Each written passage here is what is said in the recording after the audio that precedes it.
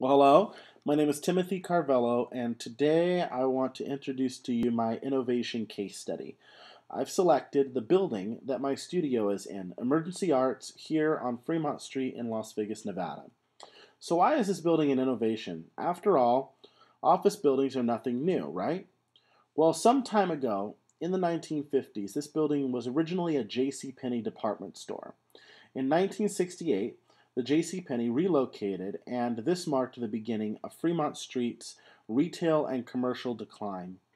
The building eventually became the Fremont Medical Center, and this area attracted very low income people and homeless as well, so all the surrounding businesses were moving out.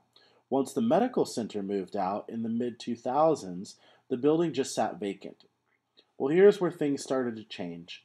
The neighborhood began to see an influx of bars and nightlife venues as part of downtown's revitalization efforts for the city. It was named Fremont East Entertainment District, but it was slowly coming along. The El Cortez owned this building, and after it sat unused for a few years, a local art gallery owner named Jennifer Harrington partnered with executives at the El Cortez. And with lots of hard work, the space was opened up as Emergency Arts in 2010. Its mission was to be a creative collective, similar in nature to the trend of co working spaces that have cropped up recently. I was actually one of the first tenants to move into the building. The space was affordable, but a little creepy at first. Walking into it felt like walking into a hospital themed haunted house. What used to be nurses' stations and x ray bays, recovery rooms, they were now occupied by a diverse array of designers, photographers, jewelry makers, and even a cafe. Repurposing this building had an unintended consequence of being a major catalyst in infusing much needed life and culture into the budding Fremont East area.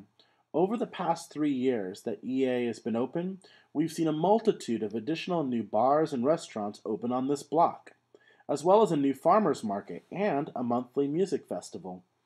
Referring to the attributes of innovation, EA had a huge relative advantage over leaving the previous medical building vacant and compatibility for the consumer. The project has turned out to be profitable for the El Cortez, and they've even opened up the second floor of the building to allow for more tenants. EA also has a high trialability, given that a patron only needs to experience the environment once in order to perceive the benefits of what the building has to offer the public.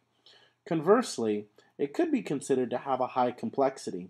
Often, as patrons wander around the building, they don't know what to make of it, since it is a unique building and unlike any other in the city. And the observability is high. EA has been on the news several times, and it's a major part of the downtown revitalization efforts. Well, thanks for listening. I hope that this presentation has been an interesting and informative overview of one of downtown Las Vegas's most important cultural innovations.